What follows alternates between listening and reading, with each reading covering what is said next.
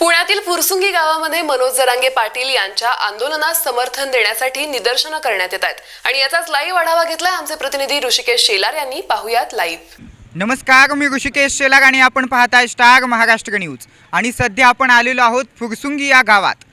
काळभैरवनाथाच्या चरणी आपण या ठिकाणी आलेलो आहोत आणि या ठिकाणी आपण बघू शकता की या ठिकाणी जनसमुदाय अत्यंत मोठ्या प्रमाणात बसलेला आहे, उफाळलेला आहे. त्याचं कारण आहे मनोज जरांगे पाटील यांना सपोर्ट करण्यासाठी हा टोटली मराठ्यांचा जनसमुदाय या ठिकाणी उपस्थित आलेला आहे. विशाल हरपळेजी या ठिकाणी आपल्यासोबत आहेत. विशालजी, तुमचं आमच्या चॅनलमध्ये सगळ्यात आधी स्वागत. तुम्हाला माझा पहिलाच प्रश्न आहे की मनोज जरांगे पाटील यांनी दिलेला सरकारला अल्टिमेटम जो आहे तो अल्टिमेटम आता संपलेला आहे, काय सांगाल याबद्दल?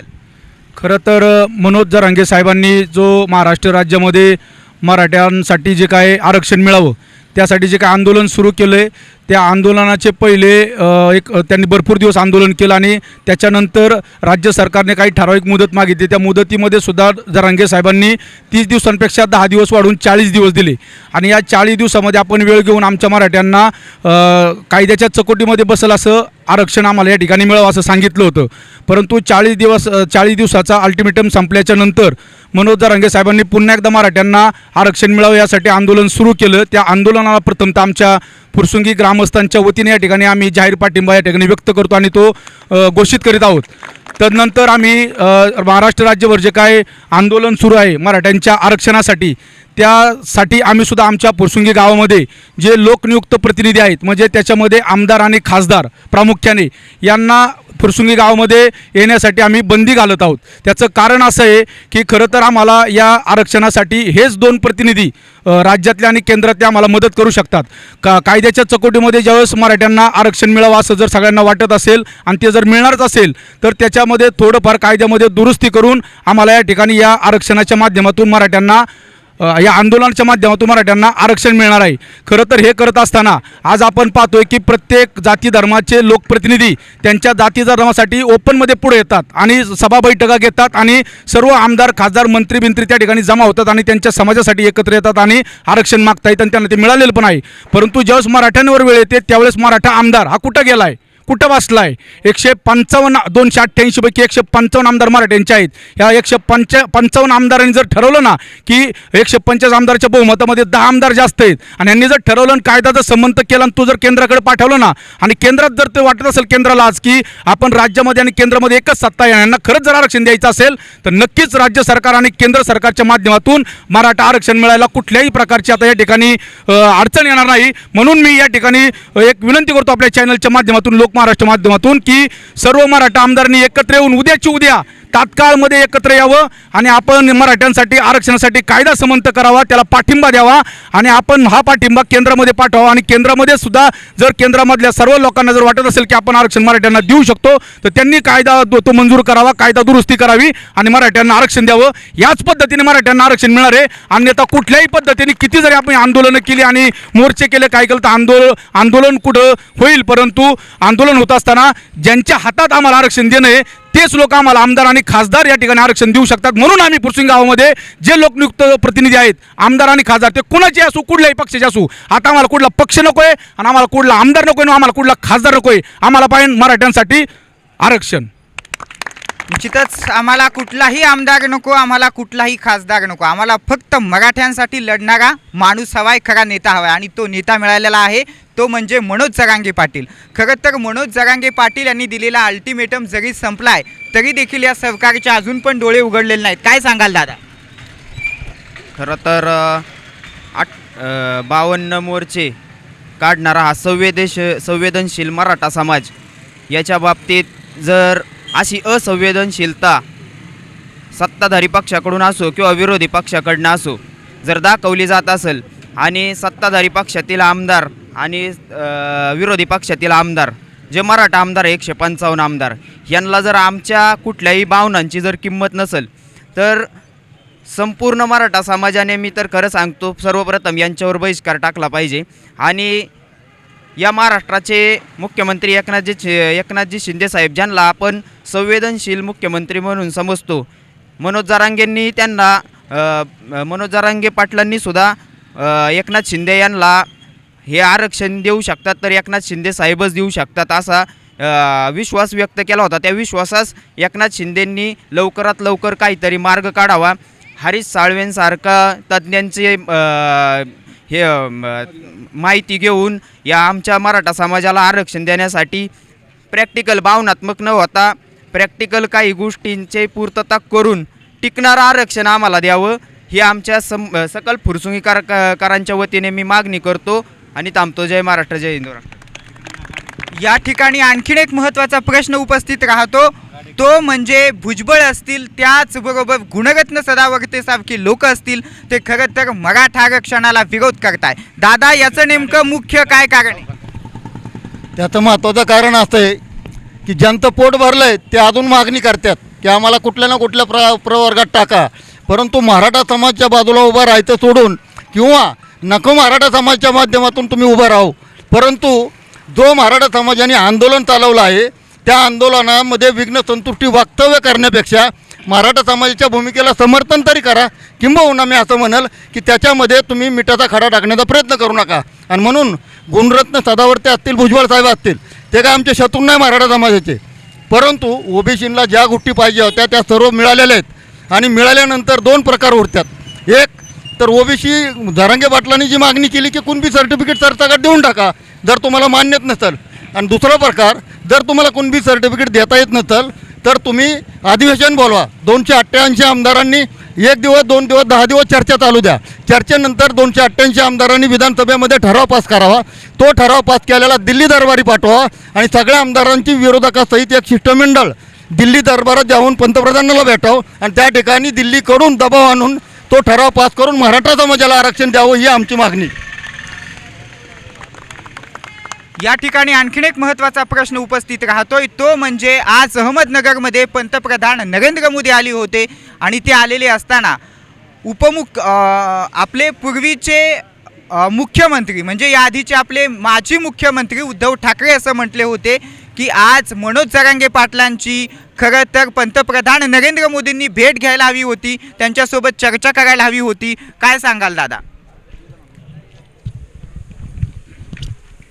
पत्रकार बंधूंनी जो प्रश्न विचारला आहे, खरं मी त्याला राजकीय उत्तर देणार नाही, परंतु आत्ता विशालांनी जे सांगितलं आहे की ही जी कायद्याची लढाई आहे किंवा आपलं संविधानाचं राज्य आहे त्यासाठी कायदा पारित करण्यासाठी ज्या ज्या गोष्टी आवश्यक आहेत त्या आपल्या विधिमंडळात होणार आहेत किंवा त्याच्यानंतर जी प्रोसेस आहे ती केंद्राकडे जाणार आहे.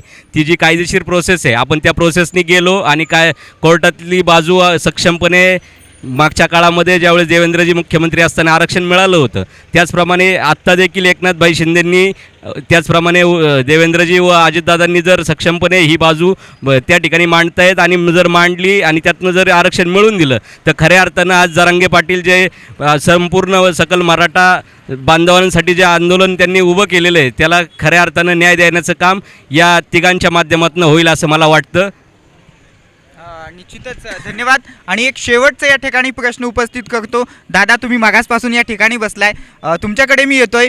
खरं तर मराठा आरक्षणाचा तिढा एकनाथ शिंदे सरकार सोडवू शकेल काय? काय म्हणायचं आहे तुम्हाला?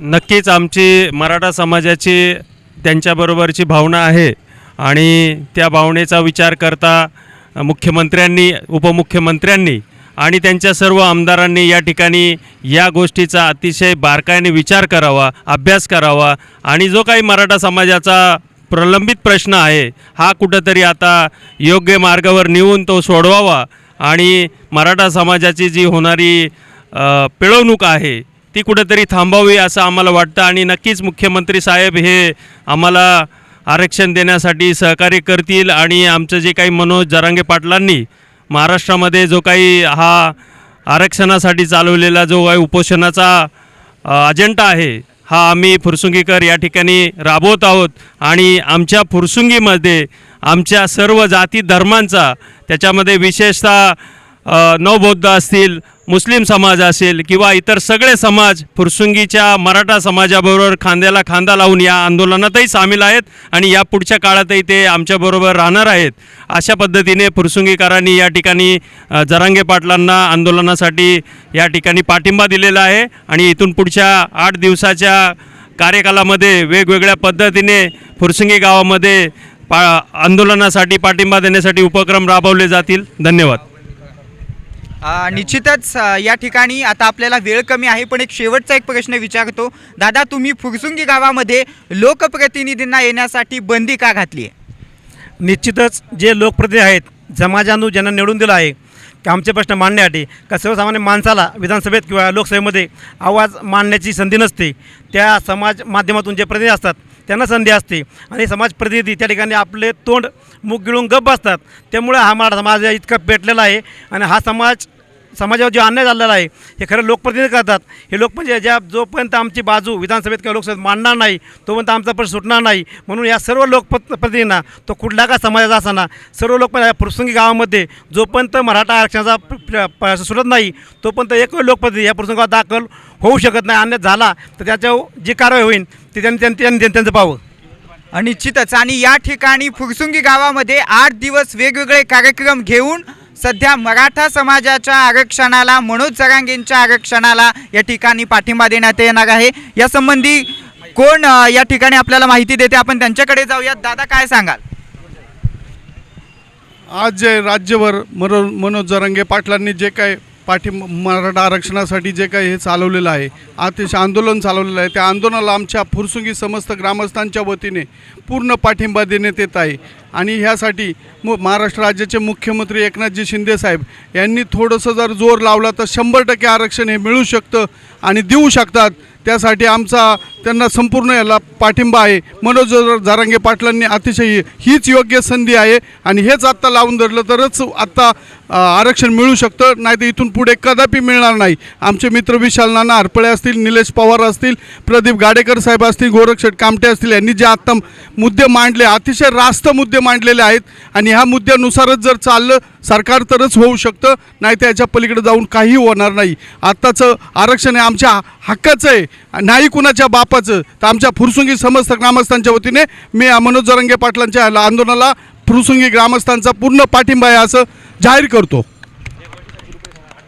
निश्चितच या ठिकाणी मराठा समाजाच्या आरक्षणासाठी आपण बघतोय फुरसुंगी गावामध्ये सध्या संपूर्ण गाव या ठिकाणी एकवटल्याचं दृश्य आपल्याला पाहायला मिळतंय. आणि पुन्हा एकदा भगवं वादळ फुरसुंगी गावामधून पेटून उठलंय. या ठिकाणी 8 दिवसांची काय रूपरेषा असेल हे पाहण्यासाठी आपण या ठिकाणी जातोय. काय 8 दिवसांची रूपरेषा असेल आपली?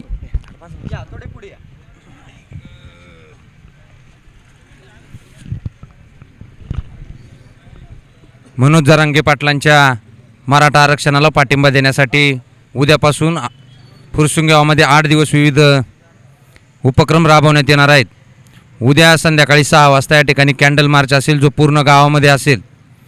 परवा दिवशी मुकमोर्चाच्या माध्यमातून या ठिकाणी समाजामध्ये जनजागृती करण्याचं काम केलं जाईल.